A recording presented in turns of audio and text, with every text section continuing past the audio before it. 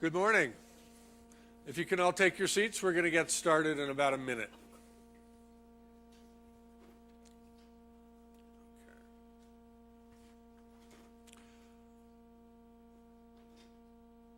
Welcome and thanks for coming. My name is Eric Pooley. I'm the deputy editor of Bloomberg Business Week, and I'm the author of a new book called The Climate War. I'm going to introduce my panel, then I'll make a few brief remarks, and we'll get started. And we're going to leave a healthy Q&A period at the end because I want to hear from all of you and really try to make it a conversation. I'm going to start at my far right and introduce Heather Quinley, who's the Director of National Stewardship Strategy at Duke Energy, which, is most of you know, is a leading utility based in Charlotte, North Carolina, one of the largest producers of coal-fired electricity in the country, and thus significant because they're also at the forefront of an attempt to find a legislative solution to carbon emissions. On her left is David Foster, the Executive Director of the Blue-Green Alliance, a partnership of labor unions and environmental groups dedicated to driving the clean energy economy and making the case for green jobs. To Dave's left is Sherry Goodman, the Senior Vice President and General Counsel of CNA, a not-for-profit public policy consultant. Sherry's also the former Chief Environment Officer at the Department of Defense, and she drove the transformative study that came out a few years back in which the national security establishment stepped up and identified climate change as a key issue for those concerned with national security. And to my immediate right is Andy Karsner, the chairman and CEO of Manifest Energy. Andy's also the former Assistant Secretary for Energy Efficiency and Renewable Energy in the DOE position he held from 2005 to 2008. Which, as you know, was a period of unprecedented growth for alternative energy in this country. So welcome to our four panelists. It's kind of a fitting 1-2 punch, I think, to go from the very sobering opening session that was just held in this room, showing us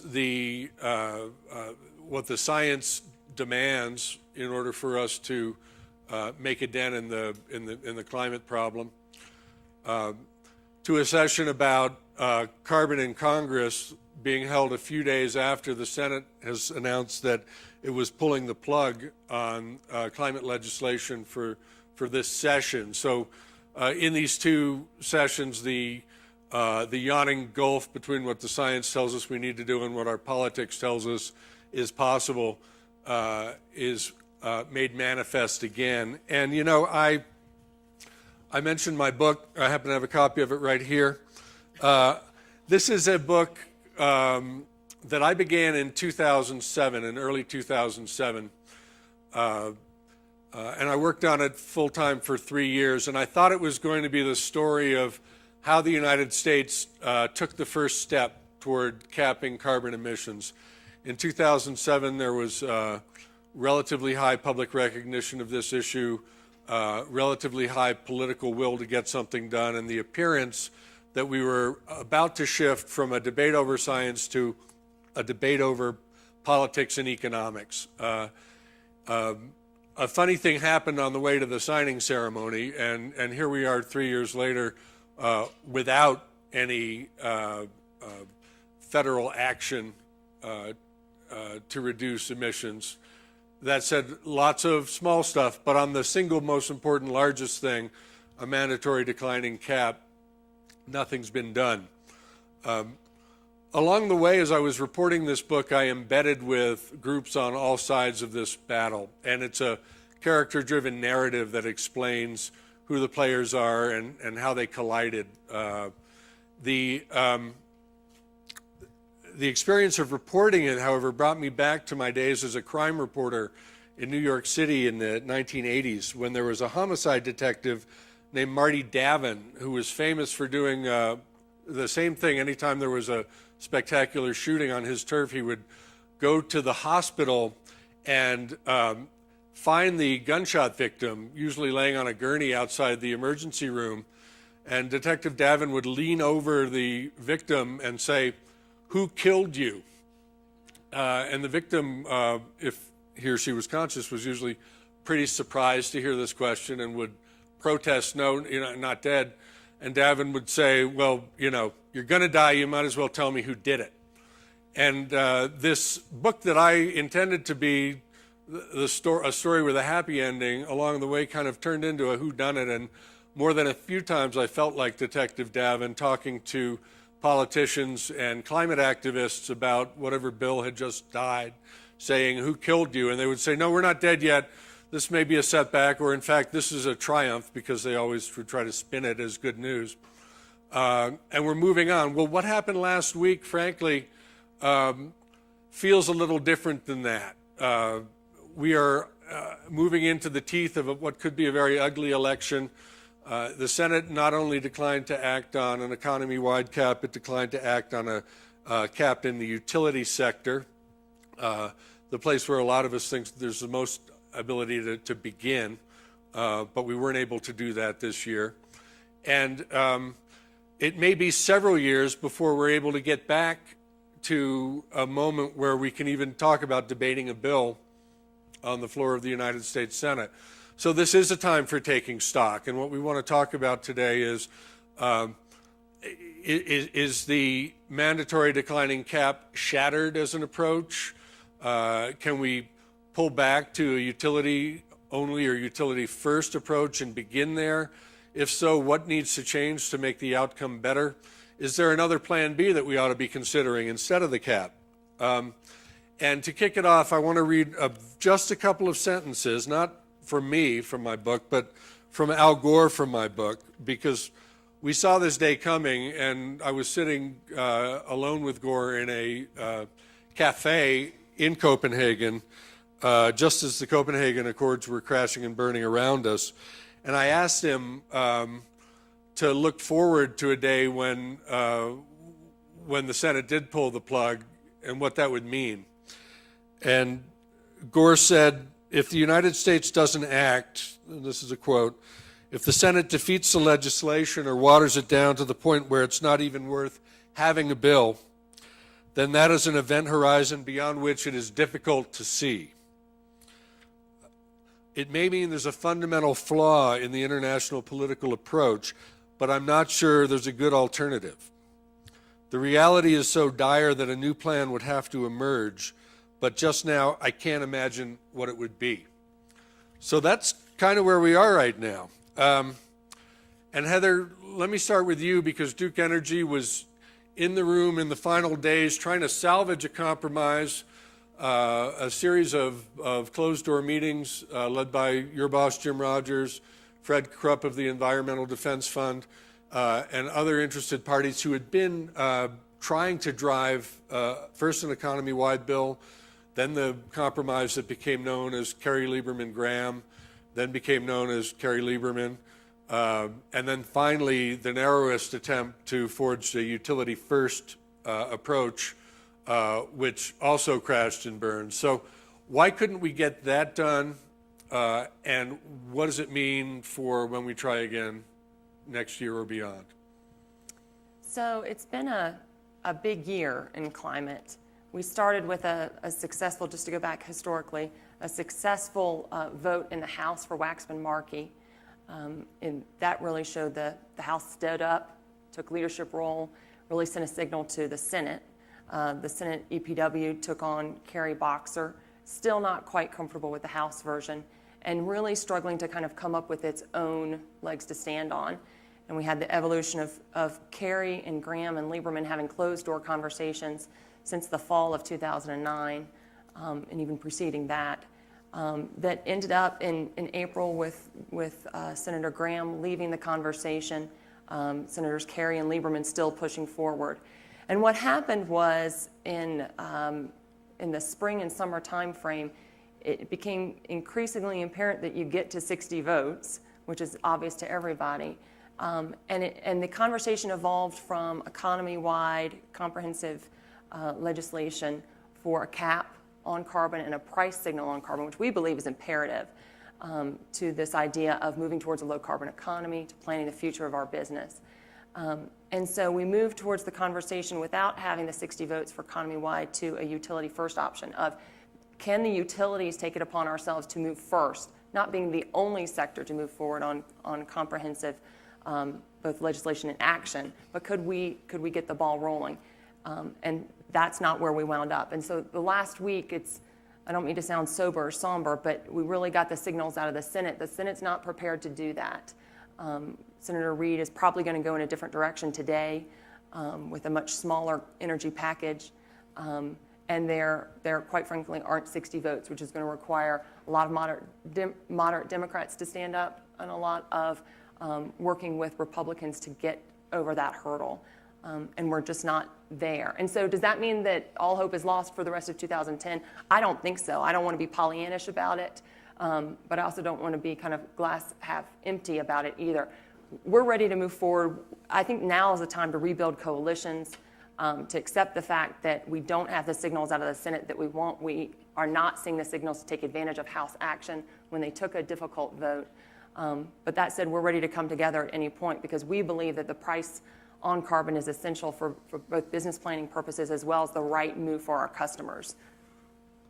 Thank you. Dave Foster, you've been at the heart of this battle and the introduction of the message about the power of clean energy to transform our economy, reduce our dependence on foreign oil, and create jobs has been a very important one. Is this a failure of message, a failure of messenger, a lack of political leadership, or a problem with the policy instrument at the heart of the debate? Well, that's a great question, and one that I think a lot of us have been debating over the last 72 hours and will continue to debate for the balance of the summer. My own take on it is that this was a failure of politics as opposed to a failure of policy. And I think that's a distinction that's important to draw in terms of how you look at how we go forward. There was a grave failure, I think, in the part of the Senate on not being able to deliver up a bill in which all the intricacies of policy and all the intricacies of economic constituencies could be out in front of the American public, and we could have had a really robust debate about whether or not the investments in climate change were really the way to get us out of the economic recession that we are in, and at least from the point of view of employment, are still in. Our perspective was that the message around jobs was fundamental to getting climate change passed in the Senate. And without having a bill that paraded itself in front of the American people clearly and unequivocally as a jobs bill, that listed a jobs and investment title that dealt with the sectors of the American economy from manufacturing to construction and on down, especially where unemployment was the highest and the recession was striking the deepest. It was going to be very, very tough to create a consensus in the country and a groundswell of public opinion strong enough to kind of move compromise at the level it has to through the Senate. So I think that was one of the fundamental difficulties. But in terms of the basic architecture of Waxman-Markey and what it was designed to do, I think it was good policy. It was policy that actually created a very broad constituency, built a broader coalition than it existed before when Warner Lieberman was defeated. For instance, there was a lack of support at that time for climate legislation within the Midwest, within senators who believed in energy-intensive industries and the importance of manufacturing. We solved those problems with Waxman-Markey, and the formation and growth of my own organization is testimony to that. When Warner Lieberman came up for a vote in the Senate, there was not, to my recollection, a single union that supported it unequivocally. By the time that Waxman-Markey came around, the Blue-Green Alliance had grown to 8 national union partners. There was a strong constituency among labor that this was a bill that was good for the economy, good for jobs, and was precisely what we needed for long-term economic growth in this country. So I fault the politics and not the policy, and that's what gives me some hope that when, as you mentioned, this particularly toxic electoral season is through, that we may, if we do our work right in the election, we may come back with a better chance at forming a bipartisan coalition to deal with climate change at the level and in the manner in which it should. Thank you. Just picking up on one point that you made and tossing to Sherry, it would have been unfathomable to anybody who was following this debate in 2008 that we would one day look back from 2 years later and think of 2008 as an era of relative bipartisanship on this issue.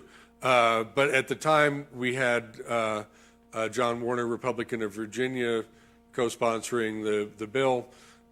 We had other Republicans who were talking in terms of needing to get things done, and in fact, in some cases, voting in favor of cloture. And we had a sense that there was a possibility that there could be further movement in that direction. Since then, it seems like it's become almost an article of faith among Republicans that climate action is something that you need to oppose.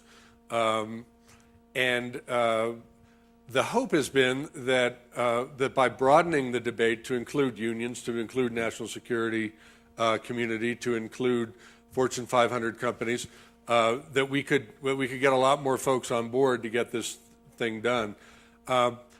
Did the national security community, Sherry, feel more left out of the debate in 2010 than it was in 9 or 8? Did it feel like this was narrowing down to enviros and utilities, and that folks like you weren't being as consulted as much?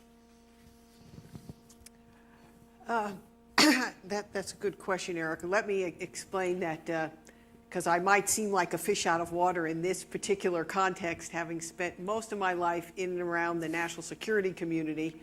And I served when I was younger on the Senate Armed Services Committee for Sam Nunn when he chaired that committee. And then in the Defense Department, you might say, well, what does that have to do with environment? And there was a time when one would say not much.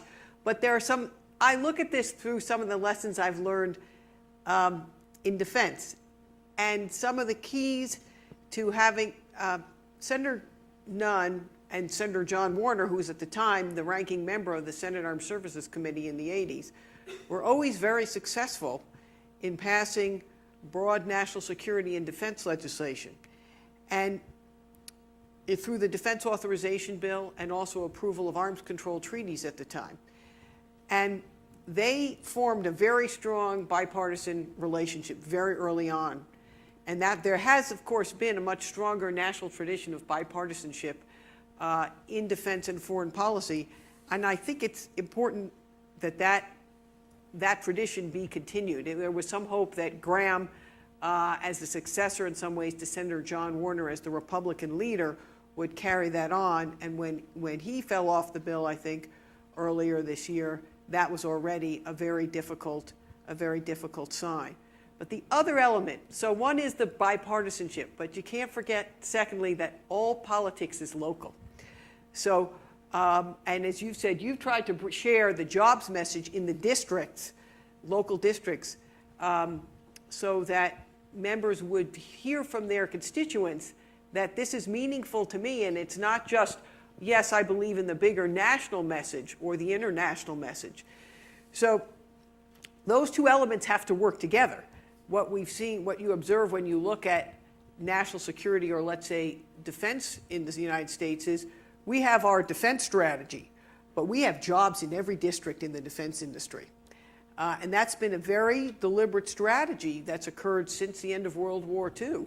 That's a combination of industry, government, nonprofits, and others. And that, in some ways, the mirror of that, I think, needs to happen to help us move to the new energy economy along with climate legislation, where people at home, where they live, see the benefits, see what the future is, and that there's something hopeful in it. And then the third part you have to recognize is most legislators think short term. So if they don't see those benefits today, it's hard for them to vote for the future if there's a negative consequence. And I think that's unfortunately what happened in this particular instance. Andy, you served in a Republican administration and you've been in the private sector for the last couple of years.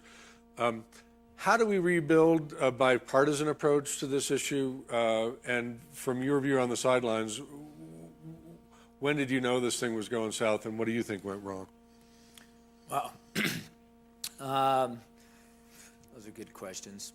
Well, I'd say you knew your first signs that it was going south, and when it was going wrong was when nobody in the White House or in the Congress was asking the question you just asked: how do we have a bipartisan approach? I mean, that in and of itself began the long slide downward to the nail in the coffin yesterday, and so the question you've asked is the right question. If you want something done, how do you get Republicans? Because the whole idea of having substantial, enduring energy and climate legislation that could send a price signal to the marketplace in a way that is sufficiently durable for capital investment to be transformative for this environmental challenge over the period that's consequential, the whole idea of doing that on the just 60th vote is a fantasy, and it's a myth, and it's foolish, and it was counterproductive, and in this case, it buried an opportunity that got worse and worse through time.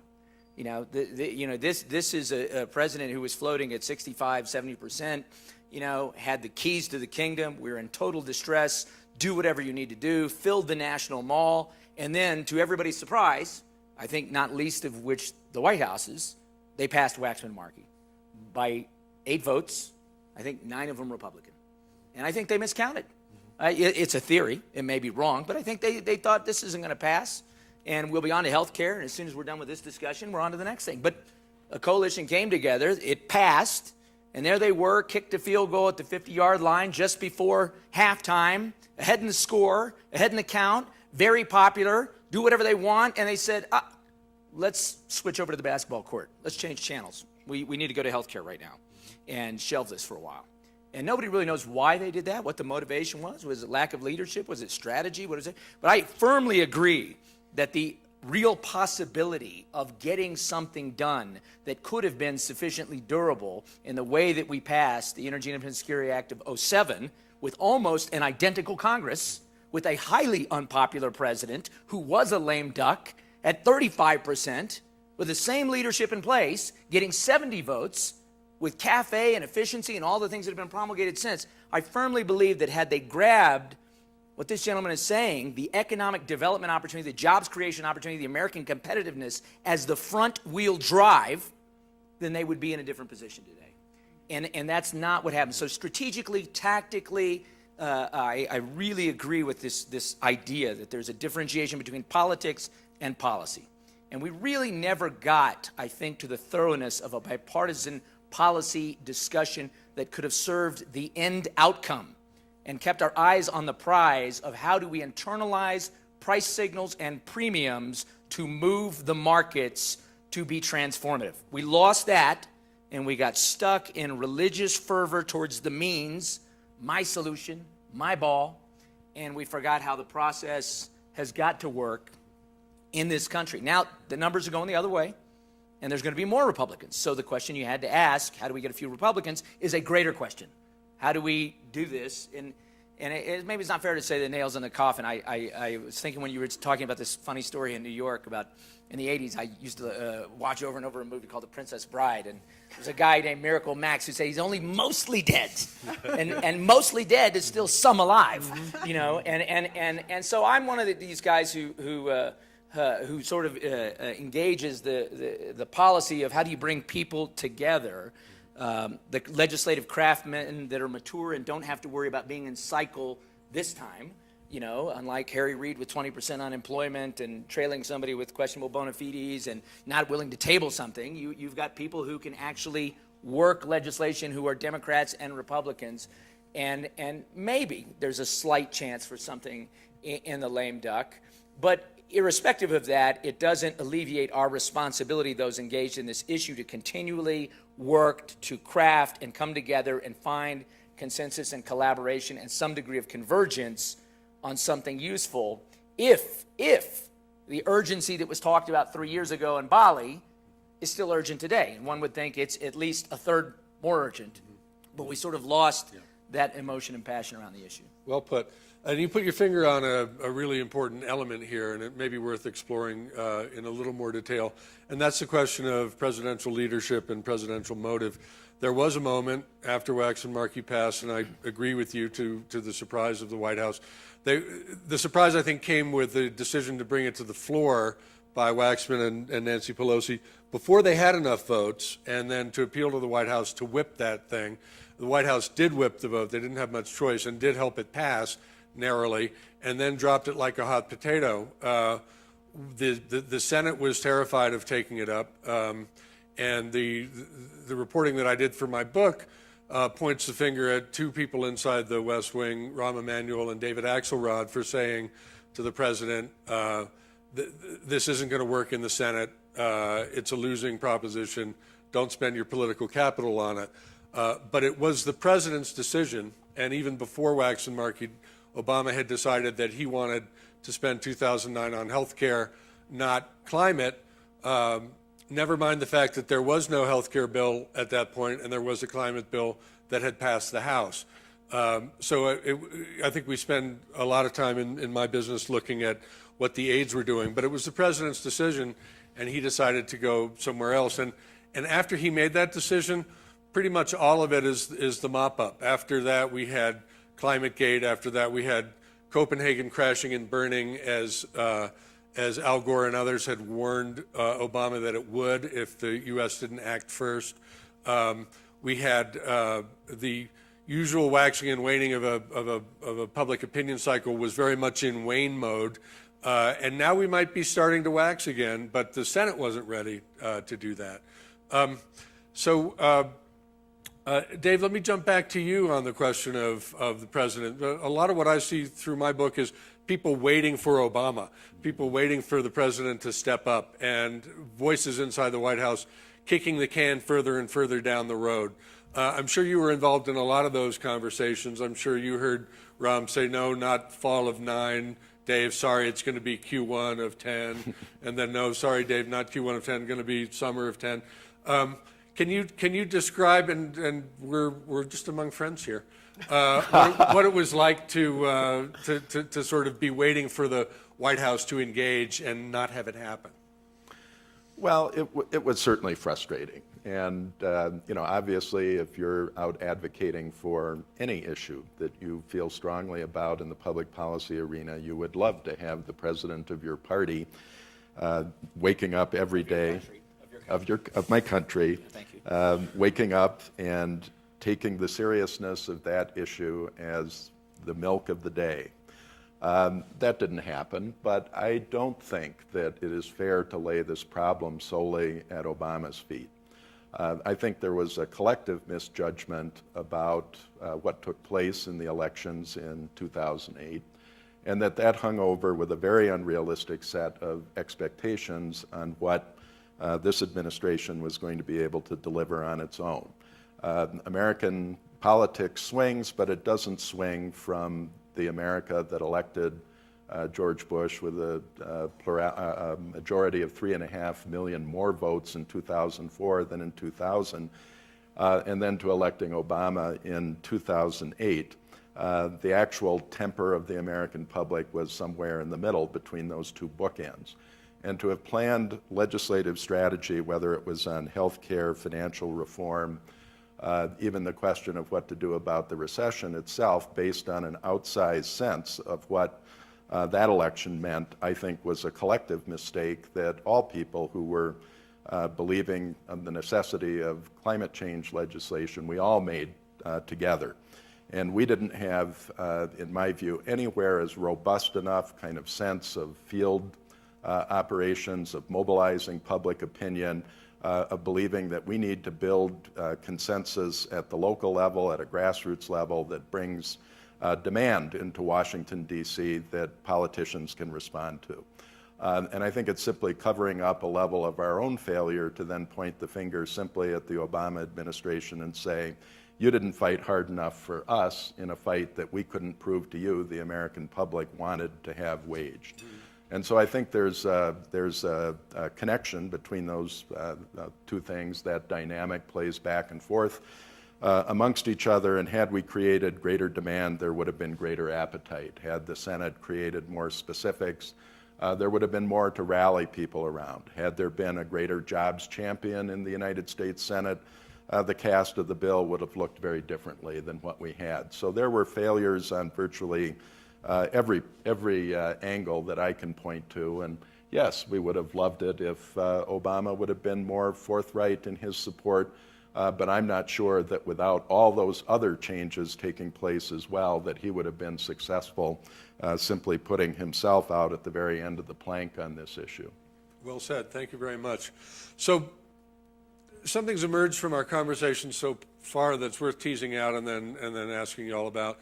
On the one hand, the idea of creating the broadest possible coalition led to creating a broad economy-wide bill that became very large, very expensive, and very threatening to a lot of people. Now, the fallback position that was explored in the waning days of this latest attempt, and some people say should be the starting point of the next attempt, is the utility-only or utility-first, a narrow approach to just cap emissions from the power sector, which is roughly 40% of U.S. emissions. And then you leave behind a lot of these other constituencies that have been part of the program. So let me start with you, Heather. Do you think we're sobered enough that we need to just take a smaller bite of the apple through utility first, or do you think we're not there yet and we're still open to trying economy-wide again?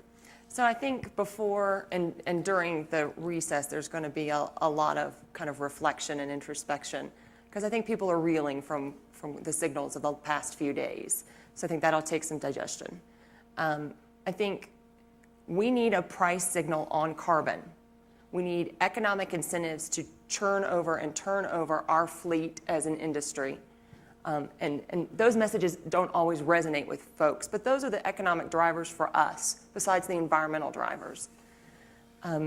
So I think we are ready to get started. If that's utility first, we started with the approach of comprehensive. It brought in industries, it brought in multiple sectors, it brought in multiple constituencies. It was the first time the past few years we had a model of NGOs working with businesses and coming up with a set of recommendations jointly about what that could look like. That was largely unprecedented and is to be commended. But I think we have to broaden, the coalition and these conversations, especially around jobs, around energy independence, around security. I don't think that we've wrung out all of whether or not it's the messages or the policies around those messages about how to work together and what that will mean for the economy for the U.S.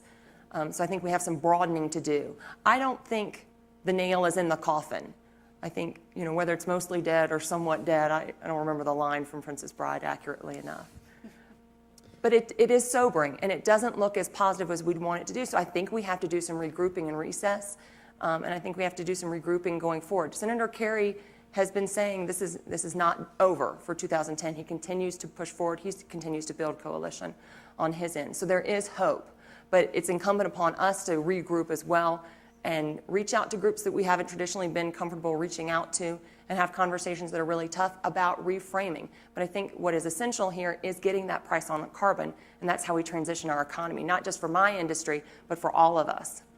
Let's talk about what we need to do to change the weather and however much time there is before we try again on a bill. What are the things that we could do to, and I'm not talking messaging here, I want to talk about actual progress on creating clean energy jobs to demonstrate that they're real and not rhetorical, to beginning to achieve emissions reductions so we can prove that the idea of capping and reducing emissions is not an impossibility, and to enjoy some of the other benefits of an emerging clean energy economy, which we spent yesterday talking about in another context, Sherry and Andy. So let me toss to you guys first, Sherry. Let's stay within your realm of expertise. Thank you, Eric. Well, the Department of Defense is the nation's single largest energy user. It consumes about 1% of total U.S. energy. And today it's found, for the last several years, as oil prices have been increasing, and we've been a nation at war for 9 years with our troops deployed in Afghanistan and Iraq, and I understand we may have some veterans here today, and so I want to thank all of you for your service, and we all should, that our dependence on energy and even water for our troops at the front is a real liability and is putting our soldiers at risk today.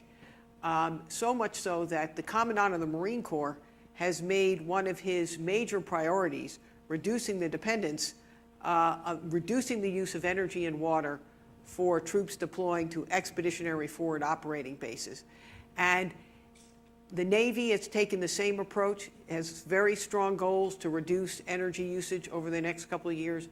All the services, the Army and the Air Force, are now all looking at how to reduce their energy and water use and how to innovate and move towards cleaner energy technologies.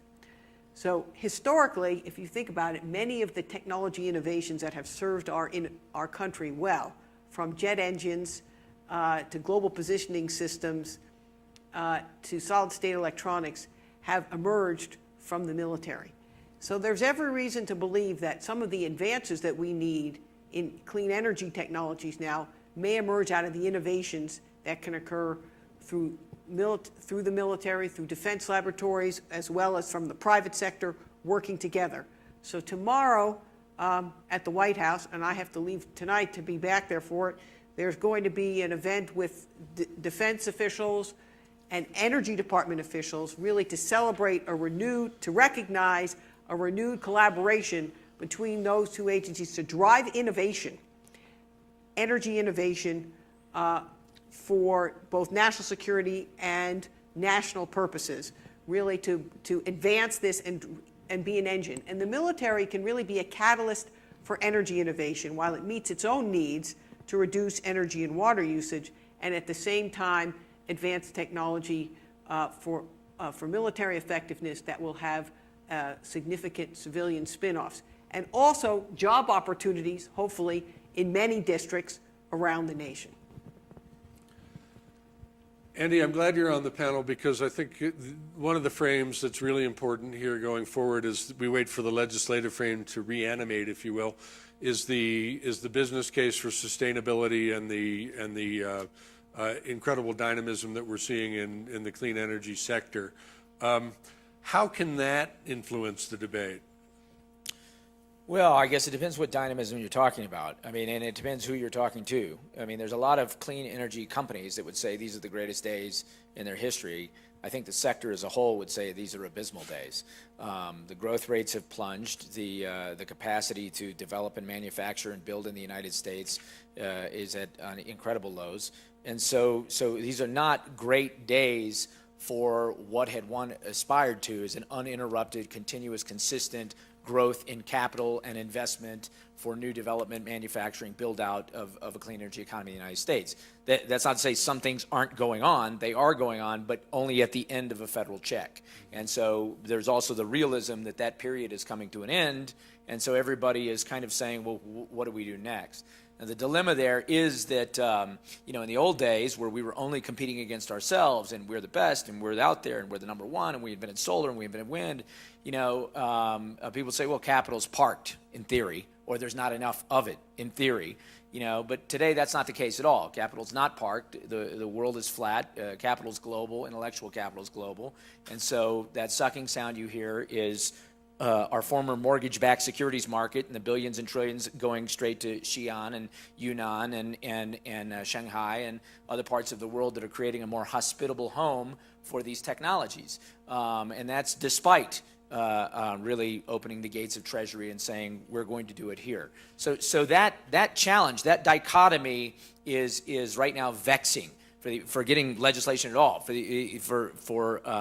We've got to decide. And I think you do a very good job messaging this, Dave, that to be a great nation, you need to build and innovate and create great things. And we've got to decide if we're going to make things here. And you can't do that with government choosing winners and losers on a one-off basis for a limited time only. And you've got to have the durability, I agree, sort of the price signal, a long-term strategy, and the things that galvanize that investment. And we've interrupted that cycle, and we've distorted that cycle. And now, at the other end of doing it, for whatever reasons we did do it, we've got to say, okay, we've had our Red Bull, we feel real good, we had that surge, but it didn't turn us into a championship athlete. What is it we actually need to do to run the race here? And we're at that point where we've got to ask that to ourselves. We're going to talk about some of that this afternoon.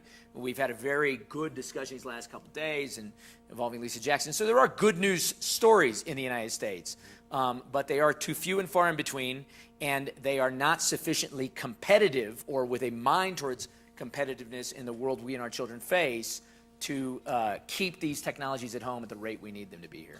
So we need a price signal. Does it need to be a cap, or should we be talking about a carbon tax? Yes, we should be talking about tax reform and using the tax code to get the price signal. And as I said, I'm one who sort of labors in, where do you make the deal? And I wish that the Senate had had a champion and an LBJ instead of a Harry Reid, but that's fanciful thinking.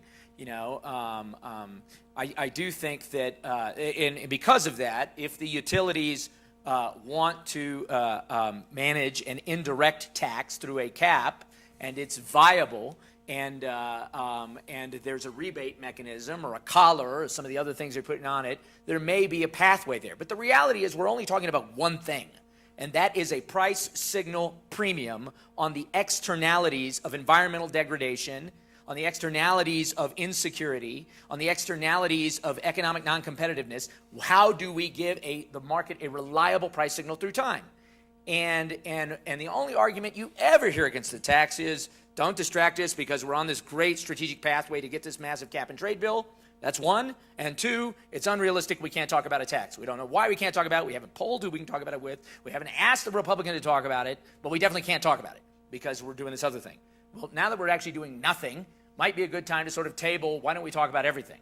And the thing to talk about when you talk about the government's simplest duty and authority to tax the things we don't want, cigarettes and lung cancer, or environmental degradation, or national security problems, it would be a good time. And I'd suggest that right as they're having a tax debate, let's let the Bush tax cuts expire. Okay, well, go to all the guys over $200,000 a year in America and say, how would you feel about shifting that tax over to gasoline and carbon?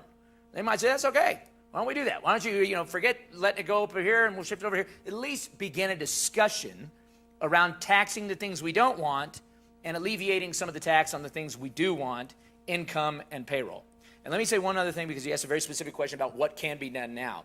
What should not be avoided being done now are indispensable high-volume priorities like conservation. Okay, so if you haven't gotten the message from the unfolding nightly primetime horror film over the last 90 days, we are not accounting for externalities at the gas pump for how we manage things, right? So as they are passing, putting legislation that will only be a Gulf spill legislation and some funding relative to conservation, the biggest piece of climate action anybody can do is work on the questions of deforestation. Okay, and that doesn't have to be tied to this legislation. That goes back to the politics. You got a lot of people who want to tie things in, like a renewable energy standard, because it's candy, and you got the votes, and you got to have the goodies if you're going to have the baddies, and everything else. But some of this has to be disaggregated and moved now. And deforestation can be bolted on and moved through the tax code and handle about 40% of the emissions globally, and we got to move on it. Dave, would a tax do what you need to do? Would a tax instead of a cap satisfy the aims of the Blue-Green Alliance?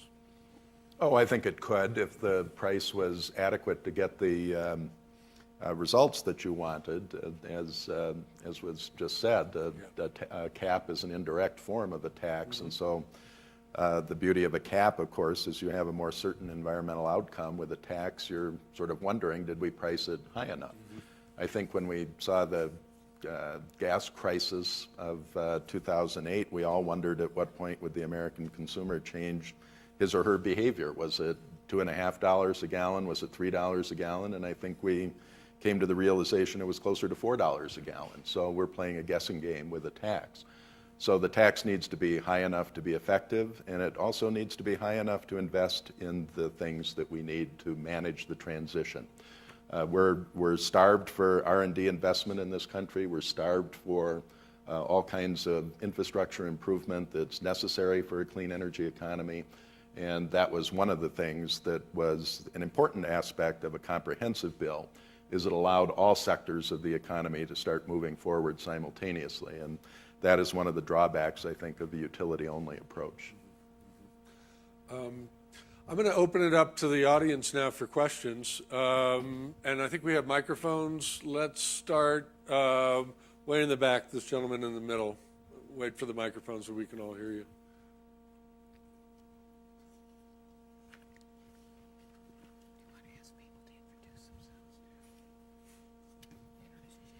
Yeah, I'm curious.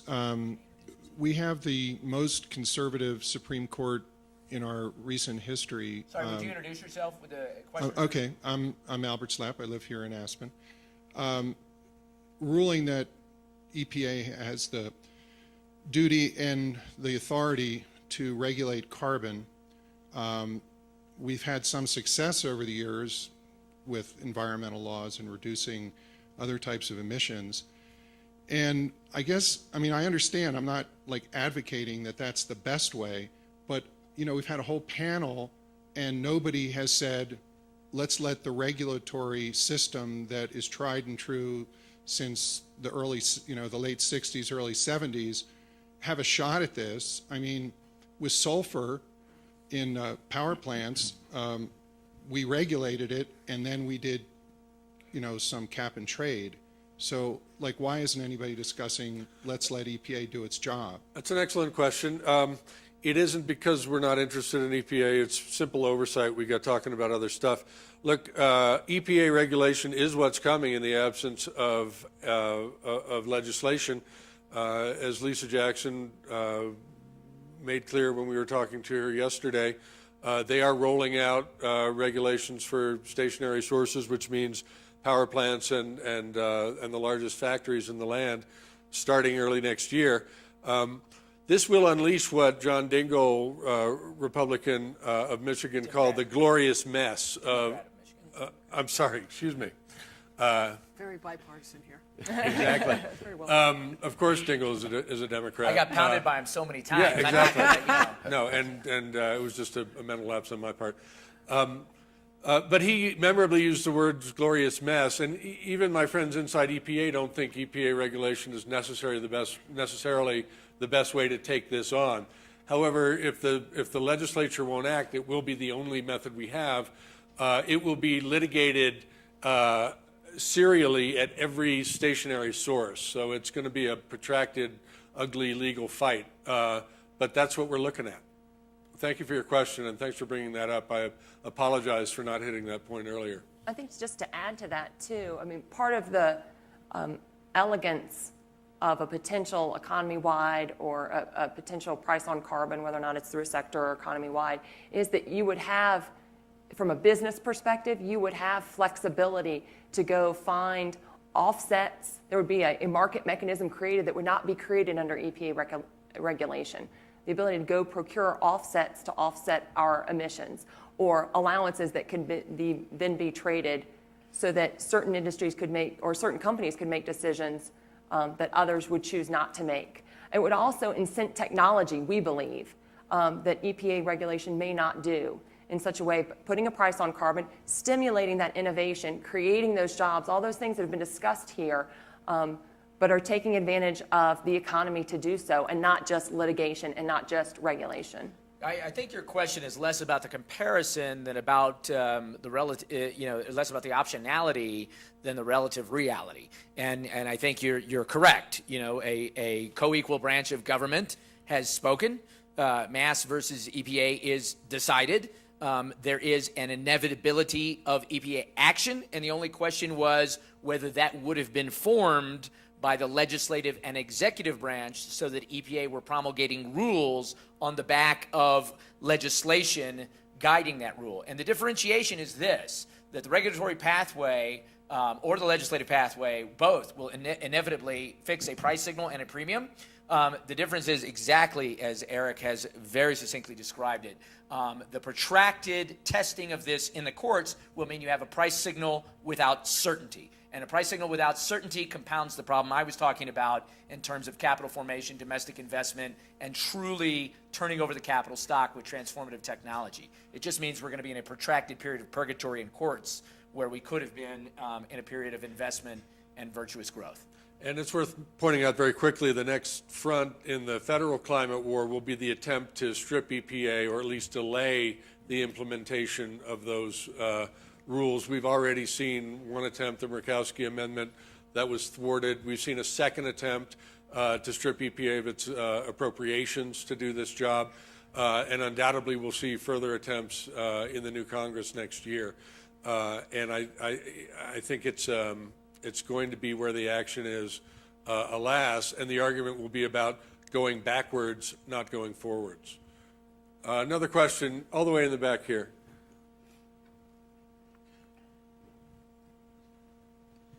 Hi, good morning. I'm Lauren Faber with the California Environmental Protection Agency. I just wanted to piggyback on this conversation about sort of what else do we have, and we've got the states. Tomorrow, we, along with our partners in the Western Climate Initiative, are releasing our detailed program design for a cap-and-trade program in the West, which covers 20% of U.S. emissions. We are in active conversations with the Regional Greenhouse Gas Initiative and the Western Greenhouse Gas Accord, Midwestern Greenhouse Gas Accord, sorry, and we're working together about how we can find ways to coordinate in the future. California is on track to start AB 32 programs in 2012. Some of them have already started, and so I'm curious what the panel thinks about the, impact of state action. Incredibly important, but let me not dominate. I think it's terrific, and I think, Lauren, in the next time that Congress takes up climate legislation, the relationship between the state action and coming federal regulation could be reframed in a more positive way. There's been a lot of discussion about what happens in federal preemption, which made it seem very negative to some states to have the federal government act. But there should be a way to recognize and, in fact, celebrate the action that states have already taken. I see it in defense. I see, military bases in the districts with and states like California, they're already innovating way ahead because they're required to, in order to be in compliance with AB 32. And so they can't afford not to. And they're innovating, they're making their communities, their military installations more sustainable, more efficient today. And they're being driven to do that by those state mandates. So I think it's terrific, and I think it's a key part of moving us to the new energy economy. Heather. Yeah, so Lauren, I think it goes back to an issue that was mentioned earlier by Andy about certainty and about planning. For us, with a 5-state service territory, Duke Energy, we're heavily fossil fuel based, 3 nuclear assets, but largely and predominantly in the Midwest, coal-fired generation is over 90% of our generation. So for us, it's about what's clarity, what are the rules of the road, what's regulatory certainty for all of our different parts of our service territory. So state and regional approaches carry a certain amount of risk for us around that certainty, that ability to plan ahead for multi-billion dollars of assets that we have to plan, in some cases, a decade in advance. So getting that clarity around the rules of the road. For us, the gentleman mentioned, SO2 and acid rain program. For us, we don't have the hesitation around cap and trade because that's a market mechanism that we use with SO2. Now, SO2 markets and CO2 markets are going to be different, but there's a small analogy to be gained from that. So for us, we're looking at, it's not that we're fearful of market mechanisms. It's what is the price signal, what are the rules of the road, what's the clarity, and what's the certainty so that we can plan those large asset investments and turn over our fleet. Dave? And I just wanted to add a cautionary note about what's happening at the state and regional levels, that the national politics has put all of us, I think, on the defensive in terms of being able to justify the economic wisdom of going forward with climate solutions. And so that battle is going to be fought out on a number of fronts. As those of you from California know, AB 32 is under assault. There will be a ballot initiative, Prop 23, to effectively delay forever the implementation of AB 32, funded largely by a couple of oil companies. And I suspect that we'll see similar kinds of efforts to stop both EPA regulatory authorities, stop local, state, and regional efforts on moving forward. And in order for the pendulum to swing back in the other direction, it's going to be very important that those kinds of efforts are successfully defended and that the mood is tested in the public on whether or not it accepts the proposition that we can solve climate change with economic benefits. That's one of the important things that voters in California are going to tell the rest of the country. So that's extremely important if we're going to be able to go forward in the next Congress. Excellent point. Thank you. Let me try up front here. Yes, ma'am.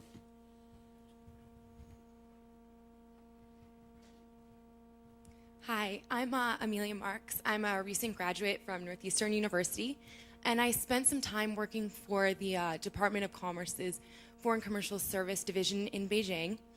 And during a secretarial visit and a presidential visit, there was really a closed-doors emphasis on green technology as a way to increase competitiveness, especially since our economy is so dependent on services. So if you believe that a tax or a cap would increase technology creation and therefore competitiveness, how do you rally citizens around that? And I'm someone who is born and raised in the Midwest and has really seen how people are clinging to current industries. So how do you speak to them, and how do you get those messages out so people are really believing in what you're saying? Great question. Excellent question. Dave, you want to take it? Yeah, sure. I mean, doing exactly what you're talking about is what our organization has specialized in over the last number of years. We just completed, irony that it was, last week, a big campaign with the United Steelworkers, the country's largest manufacturing union, that represents people in those steel mills and aluminum smelters, the pulp and paper mills, even the oil refineries all over the country. And what we did with them was a national mobilizing campaign that resulted in 102,000 handwritten letters by members of that union to their senators asking them to step up and immediately pass clean energy jobs legislation. And they wrote about that not from the point of view that they were embracing an unknown and uncertain future. They did it because they've seen the direct connection between, for instance, the steel plate mills outside Gary, Indiana, firing up and hiring hundreds of workers back to their jobs in 2007 as we ramped up wind energy production, because a wind turbine tower has 250 tons of steel in it. They did that because they work in energy efficient appliance factories like the Carrier air conditioning plant in Tennessee. And so over and over and over again, we've tried to draw the direct connections between the jobs that people have today and how those skills and occupations are going to be revitalized and made doubly necessary as we build the infrastructure for a clean energy economy. So I think it needs to be specific. I think the messages need to be detailed, and they need to be about the jobs people have today, not the future jobs that they may have in some imagined future. Thank you. Let me just say, I formed a few years ago in 2006 with my think tank, a military advisory board of retired senior military leaders who have been dedicated to working on energy and climate change.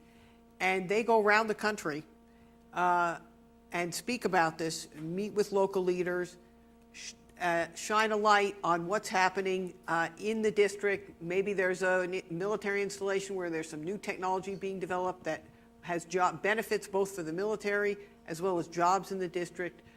We've gone around to key, states in the region, and now there's a growing group of veterans, young veterans from the current wars, who also find this very compelling and are around the nation talking about the importance of this to their lives, to their future in their communities.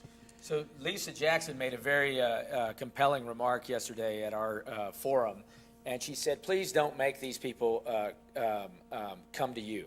You need to go to them where they live with their issues, not try to craft something for them, not try to spin them, but get in their shoes. And I even while I was serving in office, tested most of the things that were pitched to me through will it sell to my sister in Burleson, Texas?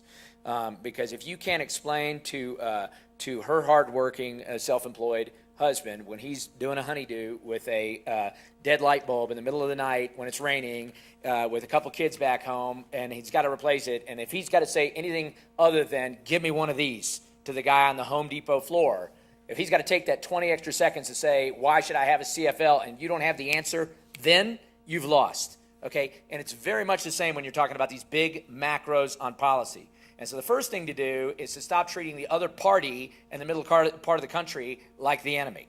That this is a Eastern Corridor, Western state, and then Aspen in the middle discussion with these other guys who we just got to pick off one or two up in Maine. You know, I mean, that is the wrong approach to a discussion of something this transformative and enduring for the country that is at this scale. Okay, that's the magnitude of the stakes that we're dealing with. So if we get back to your question about the tax, one little tweak of a correction. You said it's for technology creation. This country doesn't have any trouble with technology creation. We don't need stimulus for that. We are the unquestioned leaders in discovery science and technology creation. Okay, we have a problem with technology deployment and commercialization and job creation and reaping the benefits of the investments we make in technology creation. Okay, so that's where the price signal is needed, and that's when we talk about the tax. And if you want to appeal to that middle part of the country, particularly in this environment, you've got to say that the government is not going to grow on the back of this price premium. And that means revenue neutrality. That means shifting the tax to the things we don't want, carbon emissions, and alleviating it dollar for dollar on the things you want more of, which is payroll taxes and income. And until you're ready to make a trade or a negotiation or a deal, or Harry Reid can have or his successor have a legitimate discussion about how to craft a deal, you won't get a deal that is durable. But if you're asking that question, how do you sell it to middle America? You tell them, you know, you stop with the assumption that they actually want to harm their children or enjoy pollution or would like degradation of the forest or really appreciate carbon in the atmosphere. You stop that assumption that they're ignorant, and you say, how do we get to a device that's consistent and that we can have a win-win? And that's a revenue neutral tax reform. So I live in Ohio, so her question really resonates with me. I'm not sure that language around tax resonates with the Midwest. But likewise, I'm not sure cap and trade did either. Even though it was a market mechanism, I understood why that was a policy approach that could work. To your point about Secretary Locke's mission to China, we were on that mission trip and very supportive of what they're trying to do because of a couple of reasons. One, we want to accelerate technology and technological deployment here in the U.S. We're doing that in a couple of different ways. We've talked about our fossil base, but we also have, we're now a top 10 wind developer in renewables, which for 3 years ago, Duke Energy wasn't even on the map in the Midwest and in Colorado and Wyoming for renewables. And secondly, we're deploying a technology, and we wanted to go learn about that on the mission trip to China, about how can we deploy faster and more speedily, bringing low carbon technologies to the U.S., creating jobs here. One of the things we're doing is building Edwardsport, which is an IGCC, integrated gasification combined cycle plant with CCS add-on, so carbon capture and sequestration. The Chinese are doing some of that. What can we do to learn together how to deploy more readily so that we bring in low carbon solutions, creating jobs in the economy, and it's a package to move our economy forward. Okay, we're down to less than 10 minutes. I want to get as many questions in as possible. So ask your question directed to one panelist, and only one panelist will respond. Yes, ma'am, over here in the pink top. Thank you. I'm Marianne Ratledge, private citizen, Louisville, Kentucky. And I wanted to bring up, you started mentioning in the beginning about failure of politics, not policy. And I was here 2 years ago for the first forum, and I went home all excited. And one of the things I did, I followed the entire Senate proceedings with it was then the Warner and Boxer also was that bill. And I actually, it was very disheartening to see what really, and this is just like kind of a, this echoes again and again, and nothing really changes. And what was instead of having some intelligent discussion, some real conversation in the halls of Congress where changes really can be made, these changes were all waiting years and years for someone to do something. There was almost a chorus of, the minority party, not after the rants and raves about, anything to do with taxes on American, and God forbid, was literally chanting drill, drill, drill. So and it's a sad irony. Now here we are drilling, and And your question, ma'am? that what it never seems to come of this is a comprehensive energy bill. Why do we call it all these other things? A comprehensive energy bill, would that not help? A win-win-win. We are being so held back, our country, from all the other things that are being done, Copenhagen and China and everywhere else, all these things. And I'm just really frustrated with talk is really cheap. And what is the disconnect? Surely our representatives can see, or I don't know who it's going to take. This is such a disservice to our country. We are So why the disconnect, and why we've been unable to and what will make it take progress? to breach this finally? Please, thank you. Well, I think that we have made progress. I don't want to be so defeatist about what has happened to say that we're simply back where we were when Warner Lieberman was defeated. I think we've got better policy responses than we did then. I think we've got broader constituencies. We passed in the House of Representatives for the first time ever in either body of Congress climate legislation. I think we had over 50 votes had we gotten it in the Senate. And so I think we've got a platform to move forward. The problem is politics is very difficult in the United States, and the structures we have to resolve differences are of clumsy and ancient forms, and we need to fix them. If all we needed were a majority in the Senate, we'd have a bill. We need a supermajority. Yes, sir, you've been very patient all the way in the back in the gray polo shirt. Bipartisanship and not demonizing the enemy. Introduce yourself, please. My name is Rich Sizek. How are you, Rich? I have visited so many Republican offices, I can't count them on 10 hands. Met individually with House members and Senate members, but I have to tell you, Andy, it's not so simple when you have surveys that indicate clearly, personal and corporate, by pollsters, that you have the other party, my party previously, now I'm part of the other party, that's the Republican Party, that now you have 40% of it that doesn't even regard climate change as scientifically viable. It doesn't even regard it as real. And you go in to speak to House members and they say, well, I really agree with you, Rich. This is a great idea. I believe we should be creation caretakers too, not just takers, but caretakers. But I don't agree with you when you say climate change is real and anthropogenic. And so you have right now an increasingly, not decreasingly, increasingly fractured American politics in which one party is led by people whose views are drill, baby drill, as the lady just said. And it is, I don't think that just appealing to their better natures is going to do this. I wish from experience that were the case.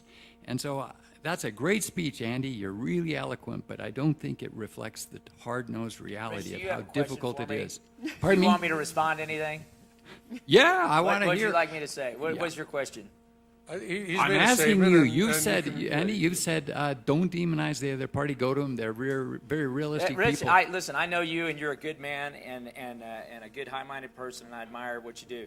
But I just simply disagree with you. I don't. There's plenty of things that I could find in the Democratic Party. Or Well, the let me party. just follow. Please, Rich, let me respond because we limited time, lots of questions.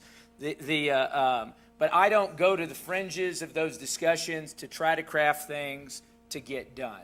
And I just fundamentally don't believe that you can have a party of no, and I don't believe you can have a party of let's roll them. I just don't believe in one-party rule in this country. And I think for things to be durable over decades, which is what we're talking about here, price signal, not just to pass one, but one that survives for us to have a new framework, an Eisenhower-esque era of new build-out of things we need, then that's not, it's my way or the highway. If we only didn't have the other party, we'd be so much better off in this country. You've got to be able to educate and go to these people and not assume the worst of their instincts. And I never do that with people who I disagree with. And to the lady's comment, which I sort of more agree with than have patience about, I agree with that frustration, with that lack of urgency, with this sense of importance to my children. And so I don't go to the flanks of my own party or the other party for solutions. I don't believe solutions dwell in those corners. If you want intelligent, respectful conversation, come to Aspen. Do not hang out on Capitol Hill, okay? And so that's reality. And so, Rich, you're taking a sampling from Capitol Hill, and that's wacky land inside the Beltway. But what I'm telling you is out in the heartland, what people really want are big macro solutions. They want to be more secure in their lifetime for their children, and they feel it slipping away. They want more competitiveness and economic development in this country, and they feel it slipping away. They want more belief that their kids can have clean air and clean water, and they feel it slipping away, and it's not partisan, okay? And if that's not being represented or properly conveyed on Capitol Hill, then maybe that's a deficiency of those of us who are thought leaders around the subject matter and bringing it together in a way that we can connect with America, okay? But what I'm saying is don't go to the extremes and then extrapolate it and say, if I could just get over those guys, I would have won, because that's not the way to win over the long term. That was a great exchange to end on, and I'm afraid we do have to end it here. I'd like to just second what Dave Foster said a minute ago and end on a note of hope, because there has been an extraordinary amount of progress made. When you look back at the policy solutions, they have improved. We have figured out how to cushion consumers from rising electricity rates in a carbon-constrained world. We have figured out how to cushion carbon-intensive industries from competition. We have figured out the job potential that Dave was talking about earlier. We have come a long way, and we still have a long way to go. But I would like to just leave you with this. People are constantly asking me to handicap the odds of going forward. Are you optimistic?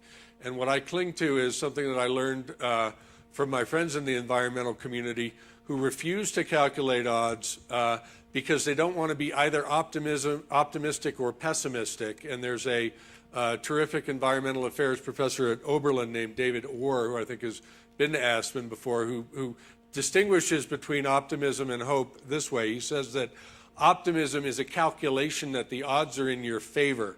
So that's something that can go away in a minute, right?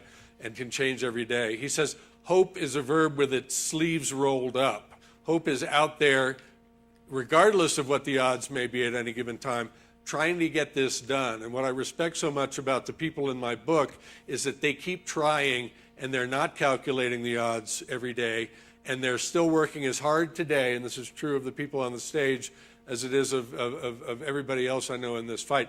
They're trying as hard today as they were on Wednesday before Reid made his announcement, and that's going to continue because the solutions can't be disregarded, because the science is implacable and Mother Nature isn't compromising.